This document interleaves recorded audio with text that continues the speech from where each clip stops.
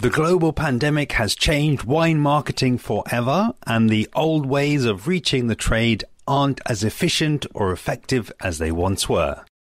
If you're a producer or region looking to reach more people with less effort and have been affected by travel restrictions and uncertainty, register for one of my upcoming free wine marketing digital roundtables at interpretingwine.com/roundtable.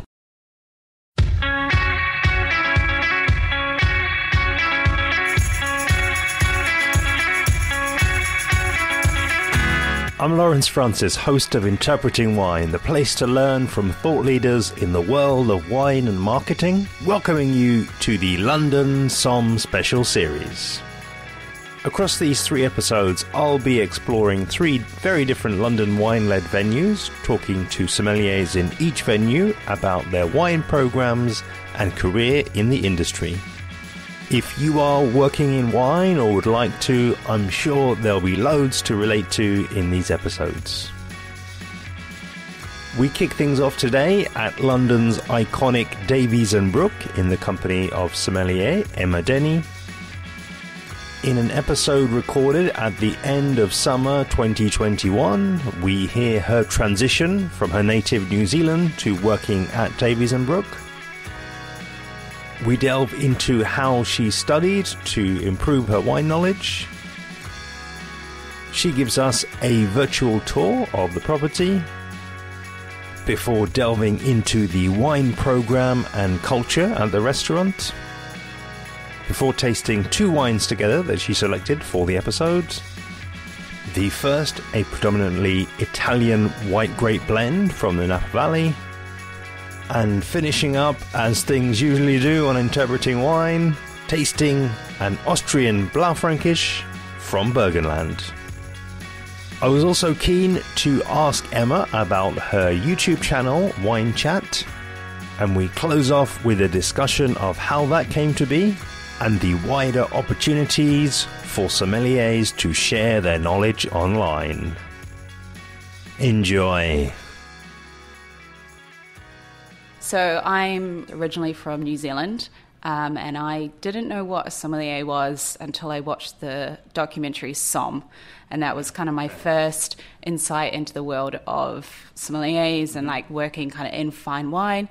I had been working in hospitality, and at that time I was trying to decide where in hospitality I wanted to go, if I wanted to go into like management or if I wanted to step behind the bar or something like that. And then as soon as I saw the Somm documentary, I was like, that is exactly what I want to do. And so I started doing kind of my WCT exams in New Zealand up to level 3. And then I realized that actually in New Zealand, there's not really any sommelier roles. There are a couple at the more kind of fine dining restaurants, but the people who have those roles are the people that have moved overseas to London or Hong Kong or the USA, and they worked there for about 10 years and then would go back to New Zealand and take the sommelier roles. So it's very hard to kind of break into the industry. So that's kind of why I decided to move to London. Came to London and arrived here and just decided, right, I'm going to be a sommelier. Walked into a sommelier role, and I've been here ever since. I've grown a lot in the last 4 years, doing my quartermaster sommelier exams as well. So I'm up to the certified level and then now working towards my advanced exam. I did actually work for one of New Zealand's largest kind of importers and distributors and wine shops called Glengarry's. And I started working there when I was 18, 19 years old. And that was kind of my first foray into the wine trade. But even when I was working there, working in their wine shops and in their wine bars, and they put me through some of their kind of in-house courses that they do, I still didn't know that the role of a sommelier existed.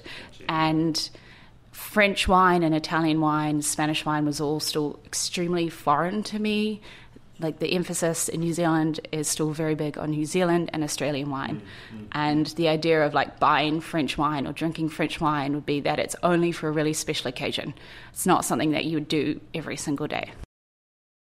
In New Zealand, I was a kind of floor manager at a restaurant. We called it a duty manager, but helping to run the wine program. Came to London and I did a couple of months as a sommelier at Rocker, because I had been working at a Japanese restaurant in New Zealand, and I absolutely love sake, and I kind of wanted to continue on that. But after a couple of months, I knew that I needed to work in a restaurant where I had a larger somm team for more support. It was a very kind of small team that I had at Rocker. So I moved to La Petite Maison, and I was there for just over 2 years. Had quite a large somm team. I think there's about 6 or 7 of us. You have a great wine director, wine buyer, a head somm, assistant head somm, and it's kind of there that I really solidified a lot of my knowledge, especially on the more European wines, because that was something I really missed coming from New Zealand. I just didn't understand French wines and Italian wines and how important certain things were and certain producers were, and a lot of the information didn't make sense to me. And so I went there with a full French wine list, a couple of Italian wines as well, and some of the greatest, like absolutely greatest wines in the world. And the couple of years I spent there was not always the easiest. It was quite hard, and it was a lot of work outside of actually working in the restaurant to get my knowledge up to a level to where it needed to be. But I kind of thank La Petite Maison for those couple of years I was there. That really solidified all of the knowledge that I have now. I moved straight from La Petite Maison to Davies and Brook. I wasn't necessarily looking at moving. I wasn't sure where I wanted to go, but I felt like because the list at La Petite Maison is all French, I wanted a little bit more expansion on that. And then I heard that Davies and Brook was opening, and it's kind of a mix between Claridge's, like one of the most iconic hotels in the world, and Chef Denny, of one of the best restaurants in the world. And I knew that 11 Madison Park in New York has an incredible wine program, and I was sure that here in London we would have quite a similar thing, and I was like, this is something I absolutely need to be a part of. And I was very scared about applying, because I was like, there's no way they're going to hire me. Like, who am I? I'm a girl from New Zealand who's been in London for a few years. But a wine friend of mine who we did our Court of Master Sommelier exams together, he got a role here, and he was like, no, you have to apply. Like, it's going to be amazing. The wine program looks incredible. It's going to have the most amazing wines. You have to apply. And so I did, and now I'm here. Absolutely brilliant. I mean, I love how you've sort of condensed, so many years and, essentially your career to date, into sort of a short few minutes. But something that I think is really interesting to me, and I think would be really interesting to the listener, is just to sort of zoom in on the part of the story you mentioned just now about the extracurricular activities, if I can say that, the extracurricular activities that you undertook outside of working at La Petite Maison. I think just to kind of give an insight really into what does it take to really get your knowledge up to the level where it needs to be. If perhaps, as you say, starting from New Zealand, you didn't have the access really, and you didn't have the opportunity to explore those European wine grapes and wine regions. It really was just a lot of work and a lot of hours studying. Basically, on my 2 days off of the week, at least one day of the week, I'd spend pretty much most of the day studying. And I would go through our wine list. I'd pick maybe a region. I'll be like, right, today or this week I need to learn all of the Grand Crus of Burgundy, because the list we had there, it's very important to know those very high-profile wines.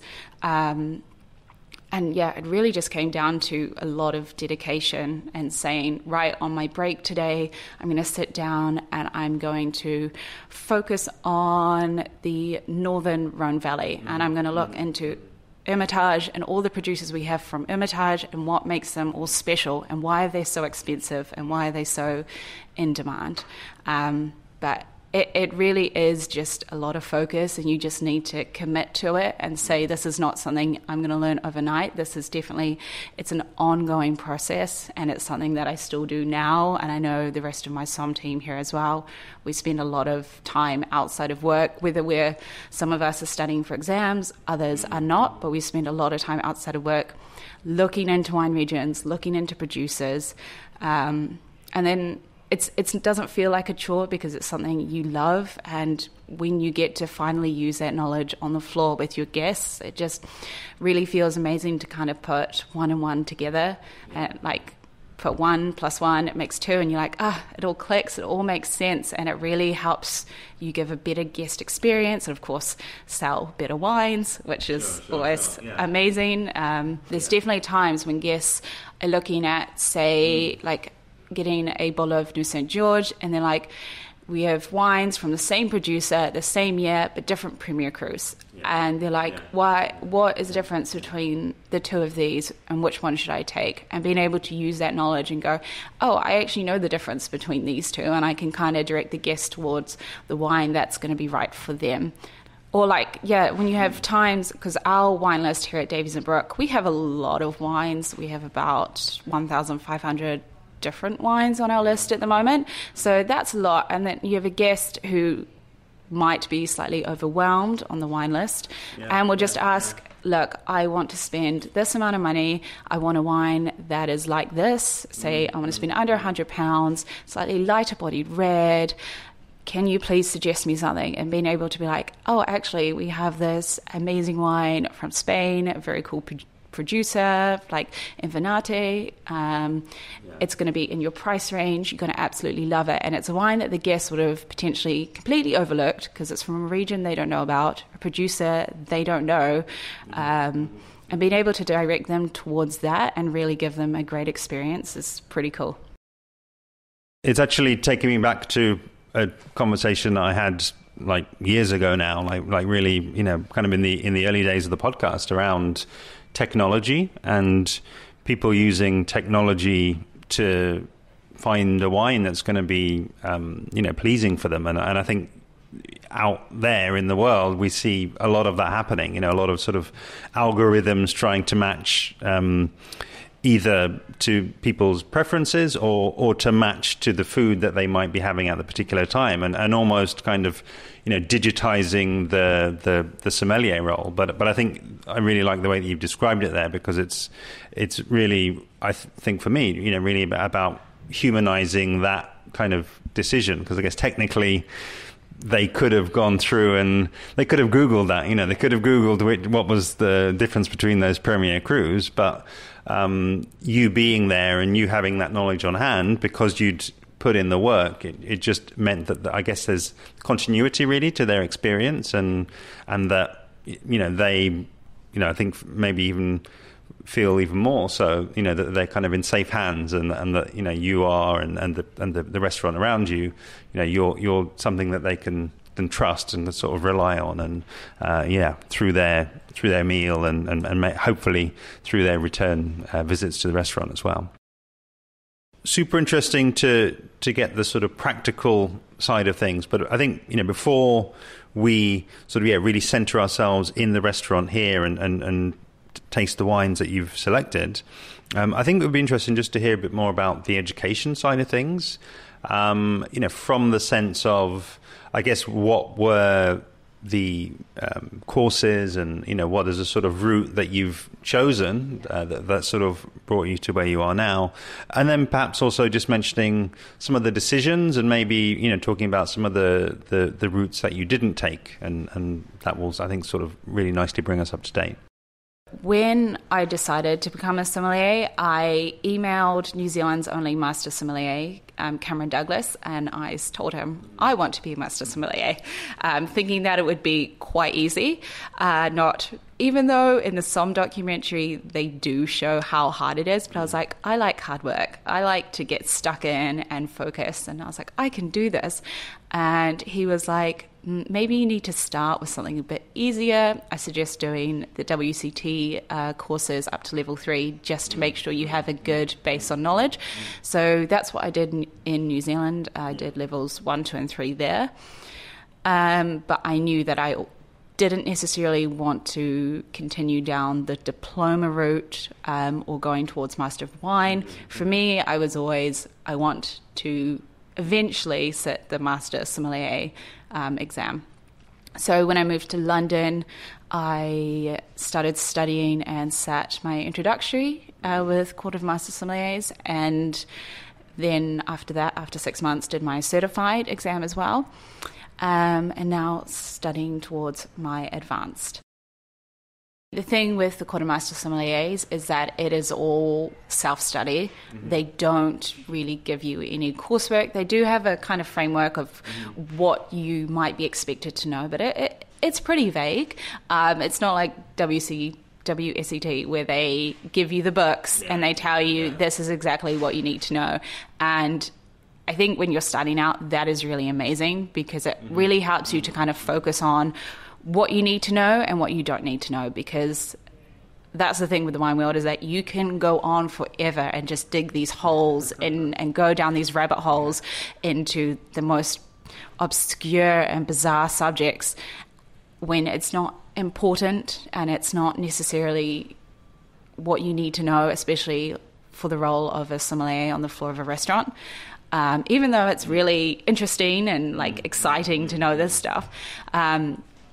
But with my study towards advanced at the moment, it's just kind of I'm going through every wine region in the world, and I have just looking into all the appellations, all the rules, the grapes, the climate, the environment, the soil types, who are the best producers, knowing the vintages. At the moment, I'm just trying to kind of bring together all that information.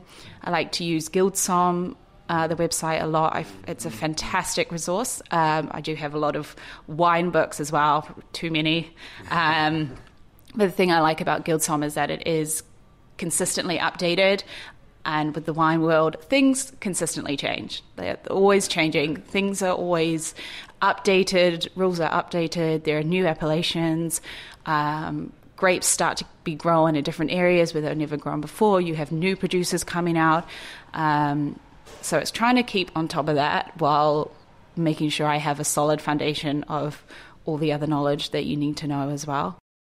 And it's definitely the more you study and the more consistently you study and keep on top of everything, the easier it is to recall stuff and to remember stuff. And the fact that I just love wine and I love everything to do with wine, that it makes going through hundreds of flashcards so much easier, and just like drawing maps like over and over again. I'm like, I love wine. But at the end of the day, I really do. And I love everything about it. And then when I have the understanding of the land and the environment and the history of that place, and then I can bring it together with the people who make the wine and the people who sell the wine, and you bring it all together, it feels quite amazing to just know all about it, and then sometimes to be able to pass that knowledge on to people is very cool.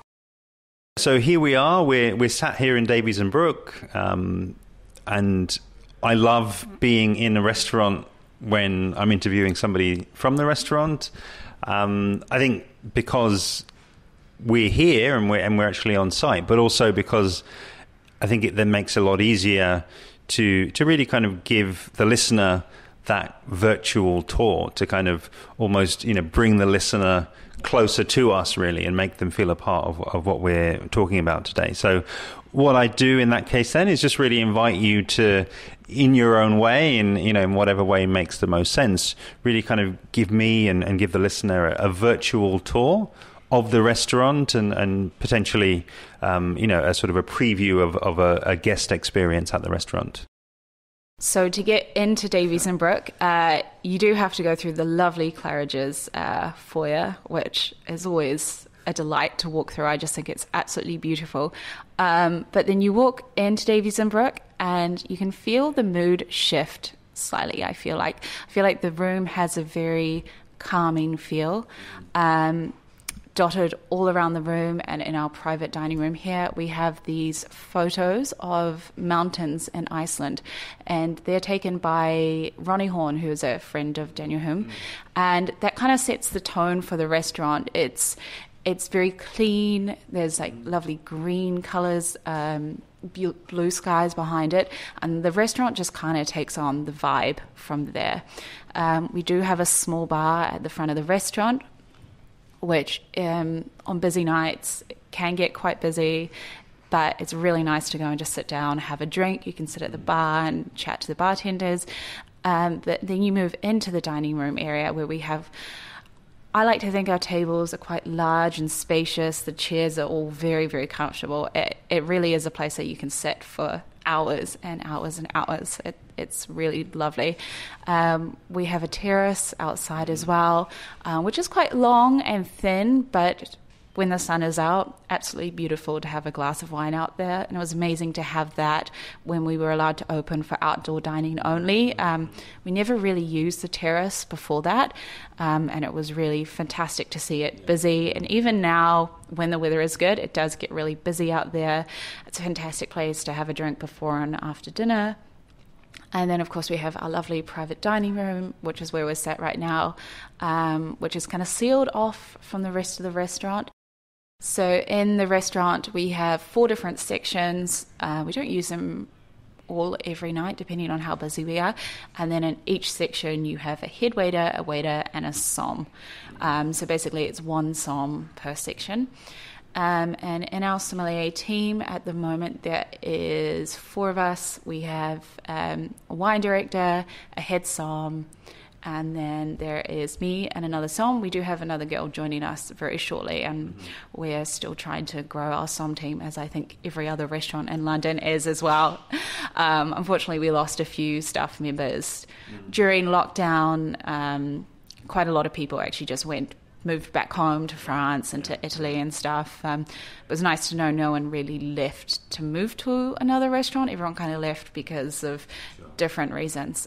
So we're trying to build our team back up. But we all work very closely. We have a lot of responsibility. I would say our roles, even as just sommeliers, is more on par to perhaps an assistant head somm at any other restaurant.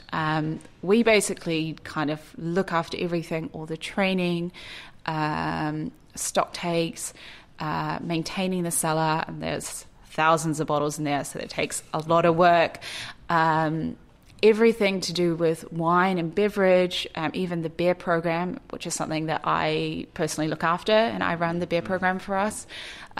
We do all of that, making sure we've got enough stock, all the training, talking to suppliers, maintaining the wine list as well, which is quite a challenge because there's a lot of pages in that wine list. And every time we look at it, we find a new mistake. It's a consistent, ongoing thing. You'd think after 2 years you would have it down, but always I'll be like, there's a comma missing, or we've missed an accent on this word. Like, it's never going to be perfect. It's an ongoing thing. But there's a lot of work for us to look after, which is really nice actually, because moving here I wanted to step into a higher role, and even though we have the title of just sommelier, we look after a lot, and we are very much considered to be kind of on par with the head waiters, if not above the head waiters, because we are expected to be able to do a head waiter's job if they have to step off the floor. So there's a lot of responsibility on. You have to know basically everything about the restaurant, plus everything about the wine. So it's a lot, but it's really nice to have that responsibility. And our team, we work very closely together, our somm team, and we all rely on one another, and we kind of make sure we all keep the high standards that are expected at Davies and Brook. We have a lot of fun while we do it, and we're all very good friends outside of work as well, which is really lovely. And I think we're quite a youngish team, but we're people that just absolutely love wine, love everything to do with wine. We love Davies and Brook. We're all always very happy to come to work every day, which is really lovely. It's not something you find in every restaurant, and I think our team is quite special in that way, is that we all just really, really kind of want the best from each other personally and from the restaurant. I think it's really interesting what you're saying there around the sort of camaraderie and, I guess the expectations that are placed on you as well. But that you still have fun, that it does actually come together as a career, as something that you still have a lot to learn, but have come a long way, and it's like it's something that there's that kind of upwards trajectory, and it definitely has come across from all of the other some interviews that I've done. I think people basically kind of saying I think this was in the past, it was sort of more targeted to the English really, and the Brits listening to say why not give it a go, because it is a career that, as I say, does have the progression.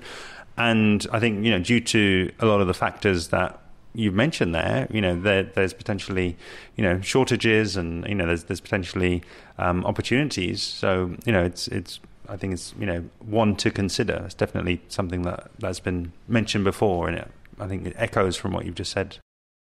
Given what you've said there around the breadth of the program, I think that would be the logical next step to sort of invite you to talk us through and to kind of give us a sort of, I guess, a fairly high level to begin with, and then maybe picking up and picking out some standouts from the wine list and the beverage program. So we have, I like to think, quite a diverse wine list. We have a lot of classic wines from very classic regions and classic producers. And we also have some stuff which is a bit more fun, maybe more funky, I'd like to say.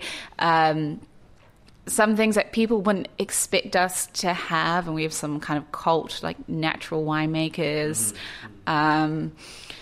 We kind of just have a little bit of everything, which is really fun to play with. And our wine list, we start off, we have, I'd like to think, a really great by the glass selection. It is quite heavily European focused, but we do have a few great wines from like America, really lovely Sangiovese from Australia at the moment that we have on by the glass, from Castagna, from Beechworth and Victoria, which is absolutely delicious, and people don't ever expect to see a Sangiovese from Australia. And then we have a great by the carafe selection as well, a small kind of sommelier spotlight where we put together wines that we think are really delicious and really great value. And then moving on, our wine list is set up a little bit differently to most other restaurants, and this is something that we took from 11 Madison Park and the way in that which they will run their wine program. So it's set out from lightest to heaviest. So with the white wines first, you start with kind of Grüne Veltliners and Rieslings from perhaps Austria and Germany. You move through, you get stuff that's a little bit heavier, perhaps some more Sauvignon Blancs, kind of Loire style wines, a bit of Chenin Blanc in there. And the whites you end with Chardonnay, moving through all of Burgundy, running kind of north to south, and then you have Chardonnay from the rest of the world. Moving into reds, starting with Pinot Noirs, going to Beaujolais, and then moving kind of through Italian varietals, a bit of Rhone varietals, ending with the more kind of Merlot, Cabernet Sauvignon. I like to think we have a very, very good focus on Rhone wines.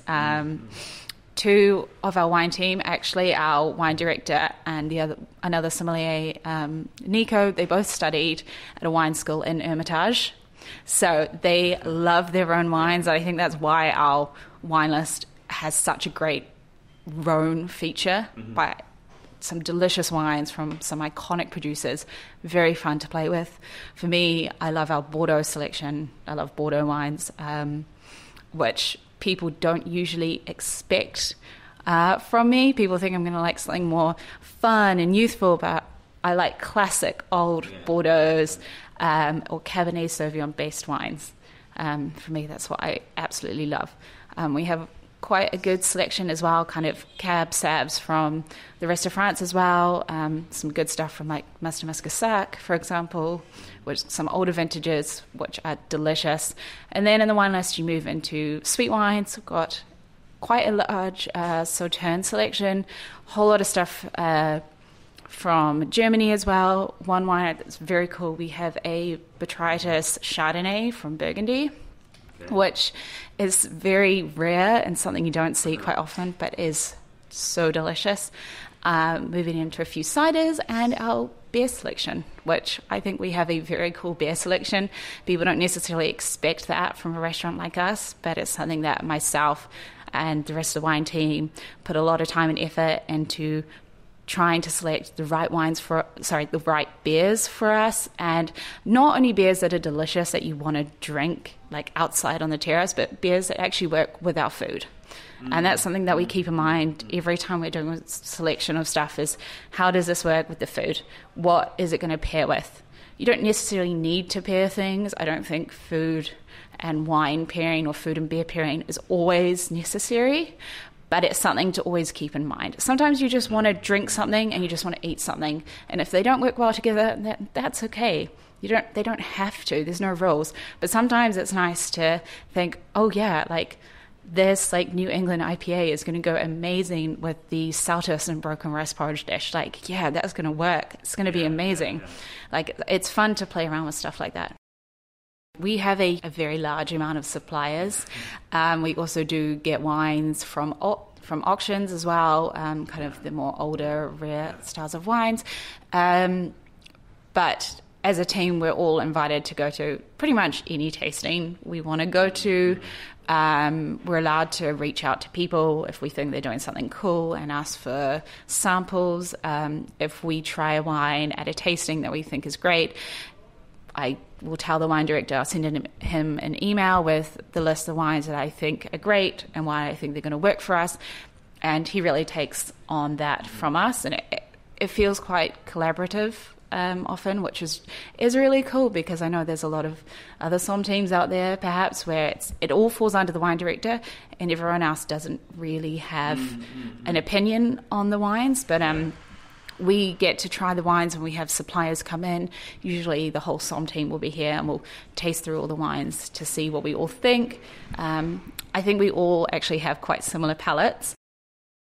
So education is very important at Davies and Brook. Kind of surrounding everything, we want to make sure that our whole restaurant team really have everything that they need at their disposal to do the job to the best of their abilities. So with our weekly happy hours, so once a week we bring the team together, and we've put together kind of a training program where we started going through the by the glass selection quite in depth, making sure that people had all the information they need to know, and now moving on to different wine regions. So the last 2 weeks we did Burgundy, and people actually get really interested. The rest of the staff, the waiters, the bartenders, the assistant waiters, they ask lots of questions, and it's a lot of work that we do outside of our hours at Davies and Brook, and we put a lot of time and effort into our training, but we really want people to hopefully understand the world of wine and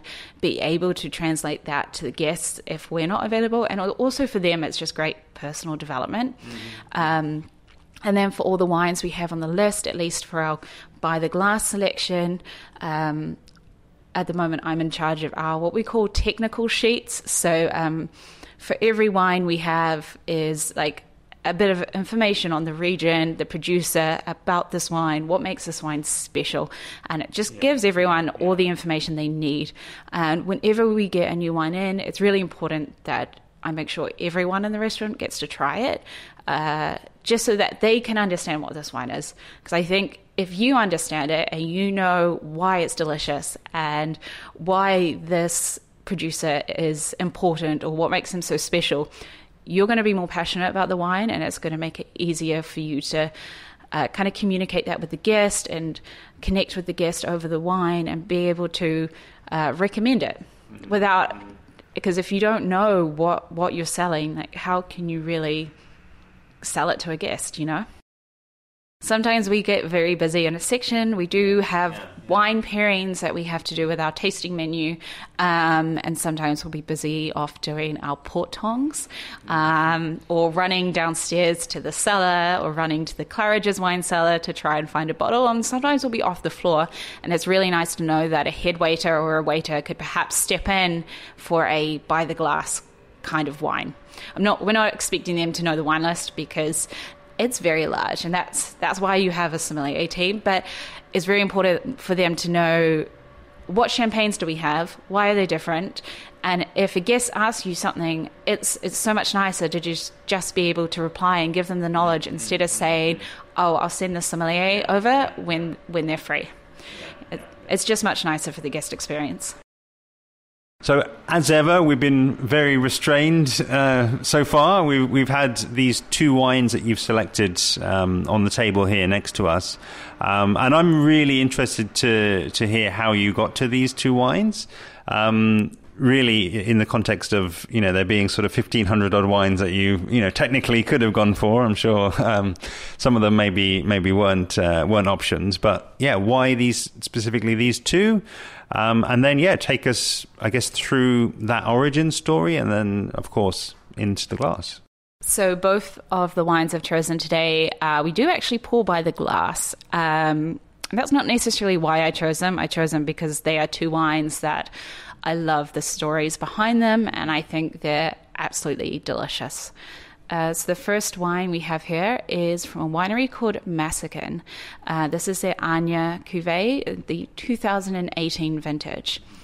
And with Massican, they are actually Napa Valley's only white wine winery. So they only make white wines, and it is all kind of inspired and based on Italian varietals.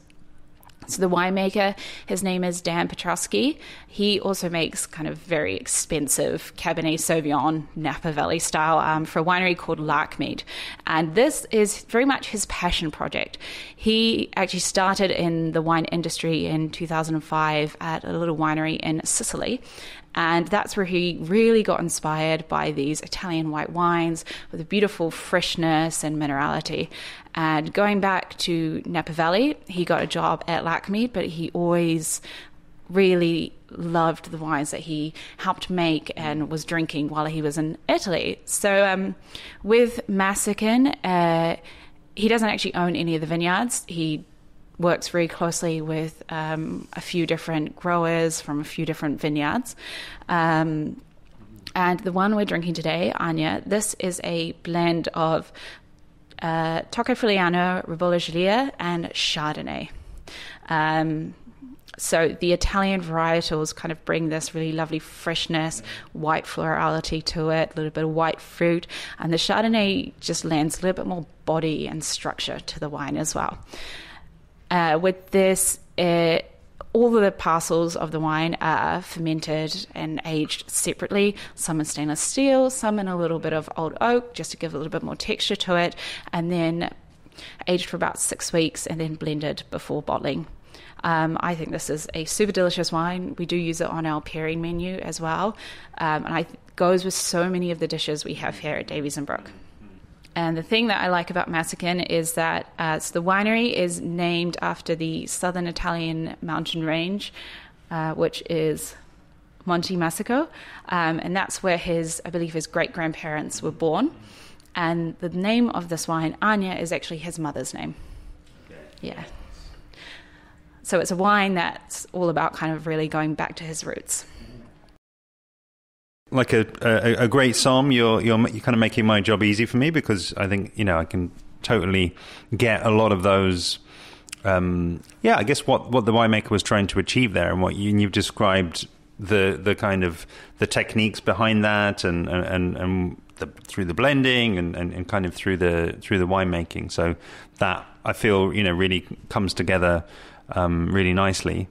I think also what's really interesting for me is, again, all of those descriptors really, and even the grape varieties and how it then turns up in the glass is I think, it is very approachable, but I think it could potentially be a pleasant surprise for somebody who, maybe hasn't had too many, Napa varietals or Napa wines of this kind of profile, where they may be used to something a lot bigger, maybe something with more oak. I think this is a nice kind of safe way, really, to kind of surprise somebody as well. And as you say, super versatile for food pairing, or indeed if you just fancy a glass by itself. So the second wine that I've chosen, going for a red wine here. This is coming from Austria, from the producer of Markus Altenberger. This is his 2017 Blaufränkisch. I really like Markus Altenberger as a producer, and he's a very cool kind of viticultural concept of doing nothing if possible. So I suppose he's going to fall under the umbrella of a natural winemaker. He's someone that works really organically, moving towards biodynamic viticulture, and just likes to really let the wine and terroir show. And I think his wines really have a sense of place about them. And this being a Blaufränkisch, I think is a absolutely delicious grape variety. And Markus really makes some of the more kind of serious styles of Blaufränkisch. At least ones that I've tried, in my opinion. So he took over his family's winery in 2006, and before that, they never made wine themselves, I believe, from what I've heard. They just sold the grapes on. He was kind of the first person to really undertake making the wine and selling it. And, yeah. So what I like about this wine is that it has a deepness to it, but still has a lovely kind of medium body to it. Generally, the tannins are quite smooth and not too grippy. A nice kind of black forest fruit, a little bit of cherry, has a touch of spice on it, sometimes a little bit of smokiness at the end as well. And can be a little bit rustic too. So it starts off with you thinking that this is going to be a really charming, quite easy drinking, lovely red wine, but really develops on the palate and takes you through a journey with this wine and kind of completely changes. And this is another one that we do by the glass. And at the moment, I actually think it's working really lovely with kind of our signature dish, which is the dry-aged duck. And at the moment, we're serving it with variations of plums. Some plums are smoked, some plums are pickled. And this Blaufränkisch with the duck and those plums, I think is just incredible. I was thinking along the same lines in terms of that slight rusticity, because it again, the thing that calls to me really here is the color. I think it's often the Blaufränkisches I've had, they have this sort of, very deep purple color and this sort of, really shining almost out of the glass. And this just, to me, just looks a lot more understated than that. It just looks calmer. It almost just, I think it just almost looks more, if we say just kind of restrained and just like a pure wine, really. But that being said, there's all of those flavors that you're talking about there. I think, fantastic, call on the pairing as well, and that potentially going really nicely together. And I think it's just another, for me, another way to think about Blaufränkisch. And I think this is again just a great example from a country that I've featured a lot on the podcast and I've traveled to many times, and it still is one of my favorite wine producing countries, which is Austria. Having taken us through your journey really in wine and really taken us around Davies and Brook and taken us around a little bit of the wine list here, I think there's really one area that I'd like to sort of lead us towards in closing is really your content production, the work that you do outside of Davies and Brook through your Wine Chat YouTube channel, and really just to tell us a bit about how that came to be, and really, yeah, introduce somebody who's listening who may not yet have seen your videos. What might they expect? So for me, the idea for Wine Chat really actually came about during the first lockdown. And I did have one of my best friends who lives in Australia. She sent me a text saying, hey, I bought this wine. It's won all these medals. Is it any good? And I was just like, oh my gosh, no. Why did you buy that wine? Like, I wish I could be there so that I could help you find a better wine. Or I wish there was a way for me to kind of help you understand what you were buying. And of course, during lockdown, I was studying a lot, but I was also getting quite bored with the way that I was studying, especially because part of what I love about my job and being a somm on the floor of a restaurant is talking to people about wine and being able to kind of share my knowledge and really put everything I learned to use. And I wasn't getting to do that. And I was just studying at my desk and getting really bored, and I needed a creative output. So I actually just ended up watching like heaps of YouTube channels because I was very bored with Netflix, didn't want to watch anything on TV. And I was like, you know what, I can do this. And I kind of noticed that maybe in the States there's a few people that do this already, but in the UK there wasn't really anyone doing anything similar. And so I just decided to kind of put my studying to use and created Wine Chat, which is my kind of wine education YouTube channel. And so on there, I like to talk about a whole range of things, but everything to do with wine. So there are videos on different grapes, what they're like, different regions, some producer profiles. I'll talk about things like how to use a port tong, which is a tool that we use here at Davies and Brook. I talk about some of my favorite wine books and why I think you should read them.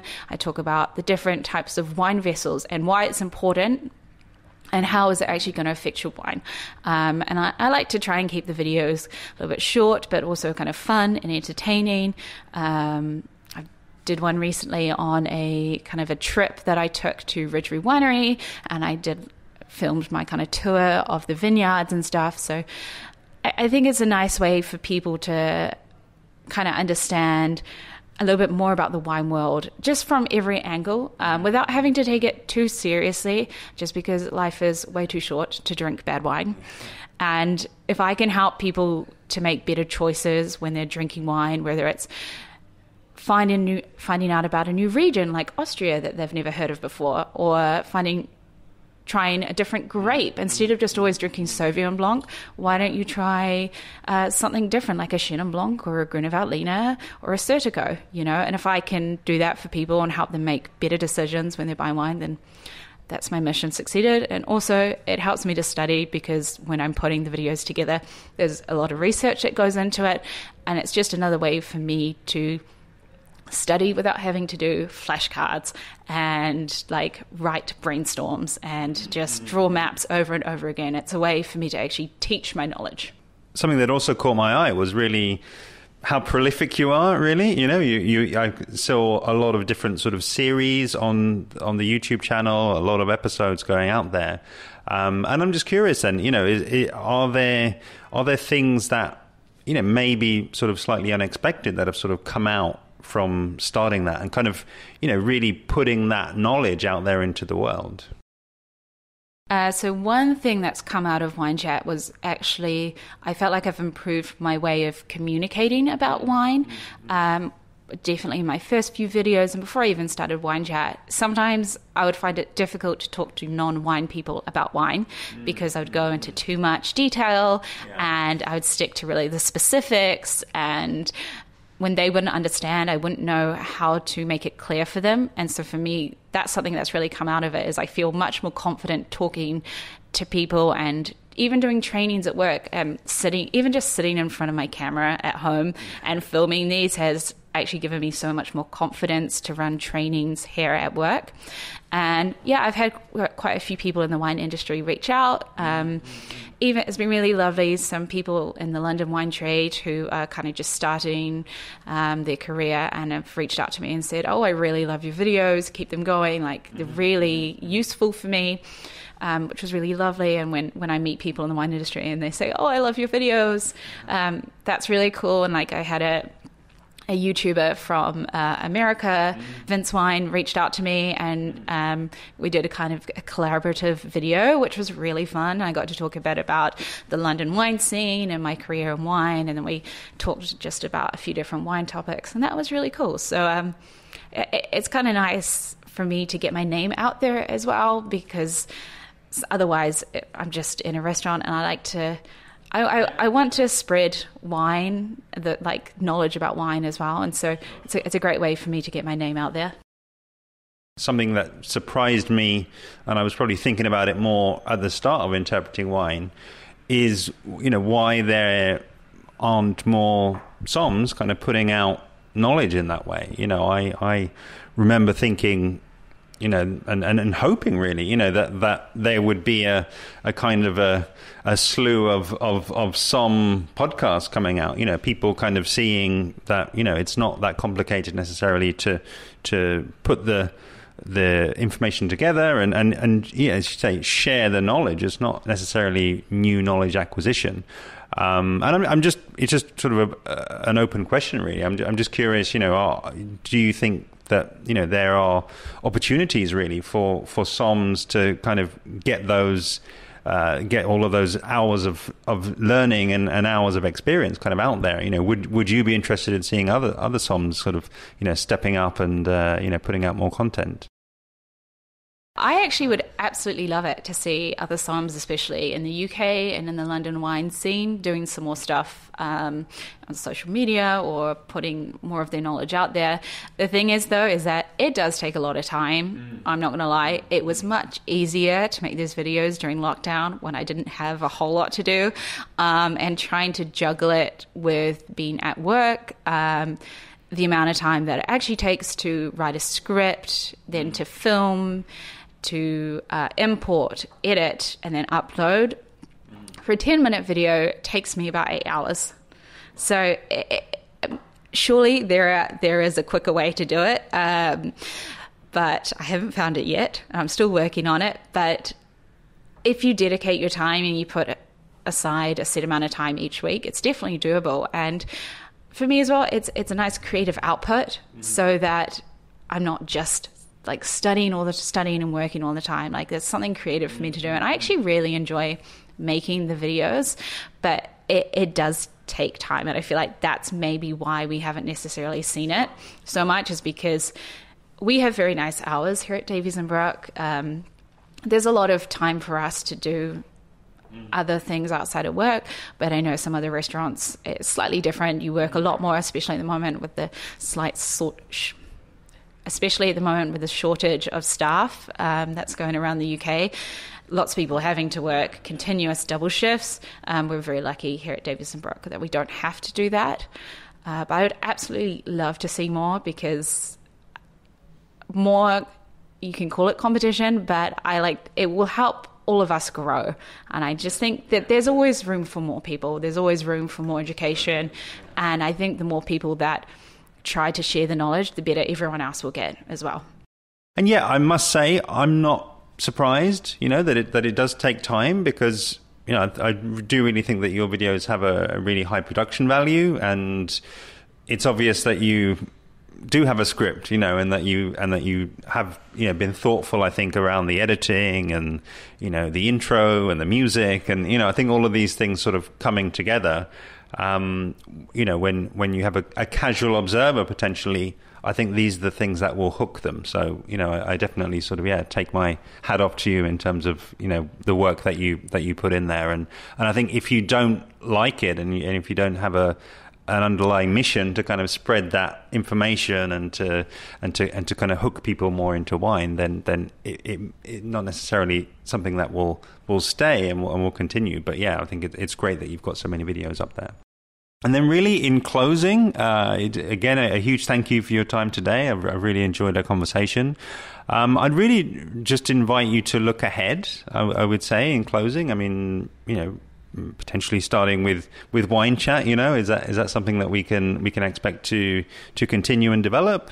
And really, just like, what are your sort of hopes and aspirations looking forward, sat here as we are in August 2021? So looking forward to the future, definitely with Wine Chat, going to keep that going. I've got plans to make videos of more kind of maybe international vineyard tours. I'm actually off to France a couple of times next month to go visit some wineries. So that's very exciting. And I'd love to actually maybe start interviewing some winemakers or even other sommeliers on Wine Chat. But we'll see. For the future, my plans for now is definitely to keep Wine Chat going. Definitely planning on staying at Davies and Brook. It's honestly, the loveliest restaurant to work at. And the whole team here, not just the Somm team, is probably the nicest team I've ever worked with in London. And everyone here is working towards the same goal of just having the best guest experience possible. And I really love that about Davies and Brook. And study-wise, working towards my advanced exam with the Court of Master Sommeliers, very slowly but surely we'll get there one day. A lot of study ahead of me, but we'll see where it goes. Do see below for links to Emma's website and the YouTube channel where you can tune in to Wine Chat. Highly recommended if you haven't yet seen it. And if you hear this and head to Davies and Brook, be sure to let them know that you heard Emma's story on interpreting wine. And of course, I'd love to have you following along with me on social media, where I'm at Interpreting Wine on Instagram and Facebook, at Wine Podcast on Twitter, and email hello@interpretingwine.com. Next time on the Interpreting Wine London Somm Special series in episode 455, I'll be speaking with Shane McHugh, Group Wine Buyer at Goodman Restaurants. See you then.